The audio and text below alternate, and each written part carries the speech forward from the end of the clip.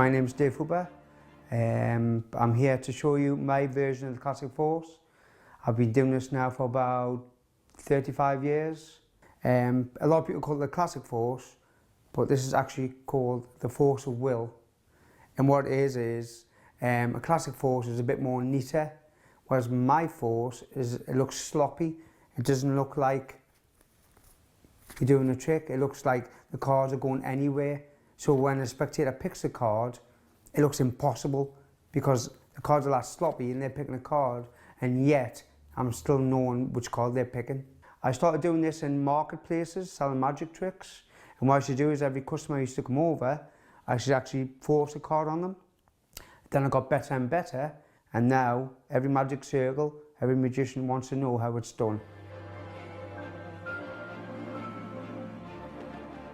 Hi, I'm Dave. Hi Dave, nice to meet you. I'm here to entertain you and I'm going to show you a card trick. Okay. Can you pick a card for me? Yes. Anyone you want? There we go. Yeah.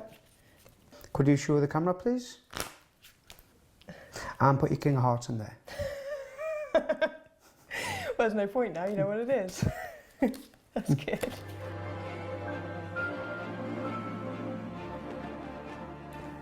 This is the secret of how the trick works. So for practicing, you've got the ace, 2, 3, 4 on the top, okay? Swing cut, there's a break. Now it's on timing as well. So there's a break, so when you spread, that's going to be the ace. Remember, this is for practicing and performing. So even though you're practicing, you're still performing as well. So when you're spreading, there's an ace, there's a 2, there's a 3, there's a 4. So when they're picking the card, it's like slow motion. You'll see their hand coming over. They'll either pick that, but then you still have to keep spreading the card. Don't stop, because it doesn't look very good.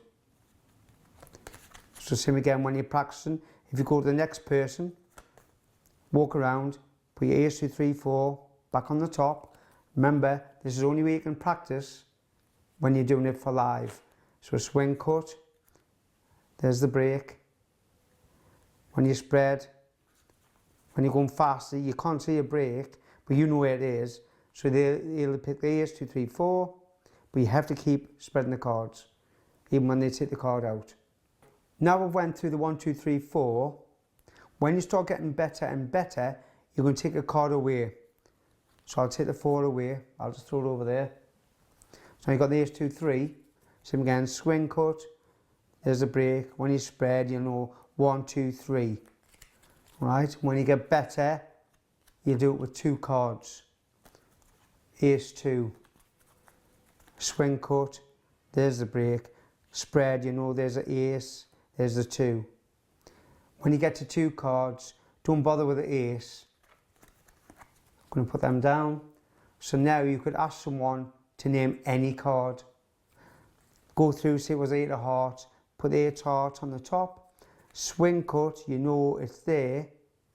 When you spread, you know the 8's there, and you can force their card what they've named and what's the reaction. Good thing about this trick is it's angle proof, so it doesn't matter how many people's round you, you can't get caught. Okay? So I'm going to show you a right way and a wrong way. This is the right way. Look through. Could you do me a favour? Could you pick a card for me, please? Anyone you want? 2 diamonds again. Right, and I'm going to show you the wrong way. Even though it looks right, it's not. Could you pick a card for me, please? Remember the card? Mm-hmm. Put it back. Is it a Jack of Diamonds? Yes. Sorry. What he'd done is he thought he was going to pick the 2 of diamonds again, right? But me being cheeky, I made him pick the Jack of Diamonds, okay? So if I said to you, pick a Jack of Diamonds, right? Okay? But the good thing about this is, I'm going to show you again, this is the wrong way. Could you pick one? And all of a sudden you stop at the card. You just stop. It looks all right, but it's not what I'm learning. I'm teaching, sorry. Right, this is the way you do it. Could you pick one for me, please? And you carry on spreading, even though he's picked the Jack again.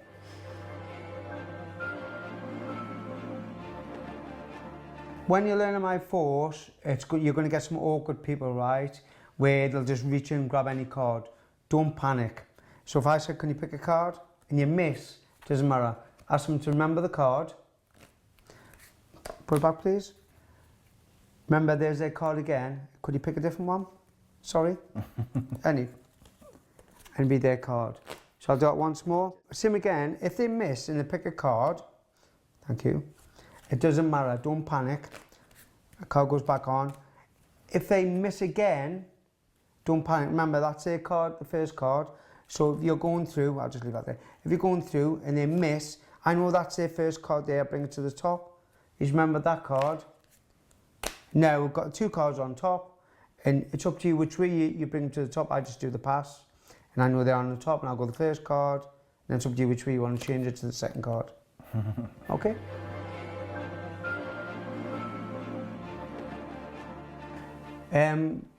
Another thing is, troubleshooting is when you're about to do the classic, you get people who do this. Do you mind if I shuffle the pack? Yeah, no problem at all. Okay. Let them shuffle. It doesn't matter. Let them shuffle. Because now, when they take the cards off you, it's like, oh wow, he's let me shuffle the pack. Now you turn them over and you actually show the spectator that they're being shuffled, and all you're doing is you're clocking the top card. Swing cut, you know the 8 of spades is going to be there. You take one for me, please. And he's going to pick, with my force, his card. One more thing for the troubleshooting is the timing. So can you imagine in slow motion, that's the card you're forcing, swing cut. If his hand comes over, if his hand's going slow, you go slow with the cards and you give him the card, 8 of spades, right? If he comes over quick, then you go quick. It's all on the timing. So what kind of reactions have you had to this to people who aren't novices? Right, novices, magicians, best magicians in the world, right? I've done this to them, my force, and same again, they've just rubbed their head, and they went, can you do it again? I've done it again, and I've given the same card again, and they still can't understand how I'm picking it. Because what they're doing is, they're spreading a few more with their hands, and they're taking the card. But they're still taking that card. Even though they don't realise it, they're still taking that card, which is weird, really freaks them out. And these are people that do tricks all the time? These are people who, from novices to magicians to Yeah. world famous magicians. Is there a way you always know that on the second one they're going to go faster or they're going to go slower? Well, on the seconds, when they take it again, they're not expecting for me to do the same card again. So that really wrecks their heads for them to pick the same card again. Do you find magicians are more awkward when they're, or do they go with the trick? No, I find it easier for a magician than a lay person. Why? I don't know. I don't know. It's just that magicians, really, they're not trying to catch it out, if that makes sense. A lay person, they'll try and fiddle around with the cards. But a magician, he'll just go for the card, which I love because it's much easier for me. Even though they're thinking, well, hang on, I'll go a couple more. And they take the card, and then their heads are just wrecked again because they can't understand. And I'll ask you to do it again, and do it again, do it again. Who's the best kind of person to do this trick on, apart from magicians? What kind of lay person? Is there somebody that you should sort of try and pick out? There's no, you don't know until you're starting the trick. You'll know, do you understand? That's why I explained before, if you miss, it doesn't matter. You just go on to the same card, see if you can get it. If you miss again, which I've explained, then you just go on to another trick. But there's no way you'll guess. You won't know until you've actually done the trick. Okay. But 9 times out of 10, you will catch people if you learn it properly. And there's no difference between male and females, you're saying? Men are easier than females. I don't know why, but some women, because a lot of women don't like the magic, I don't know why, they reach in and sometimes they'll just grab any card. You know, but a man, I know sound daft, they'll just reach in. But a woman's a bit more, you know, they try and catch you out all the time. No disrespect to women, it's just that women are a bit harder than the men. Men will just I still catch them out, Yeah. but not as easy as the men. More of a challenge. More of a challenge. Yeah, good. Yeah. So it's good to practice with a woman. Try and if you can catch it with a woman, then you're going to do anyone. How do you practice this by yourself? You can't. You can't. No. You can't. You need somebody. you need someone else. That's why when I used to sell in the marketplace, every time, doesn't matter who come, I'd say, here, do us a favour, just pick a card. Every time.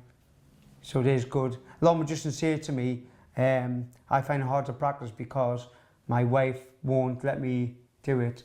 So I always say, you know, well, when you're out, just try with anyone. Just say, pick a card. You know, if you're out, someone's not going to be nasty and go, no, go away. Just say, you know, I want to show you a new trick, just pick one. What would you recommend to somebody who doesn't have that? Because obviously you've got the opportunity on the market to try it out on lots of people's... It's going to be hard because you do need one-on-to-one. You have to have someone to pick a card. Otherwise, you're not going to do it.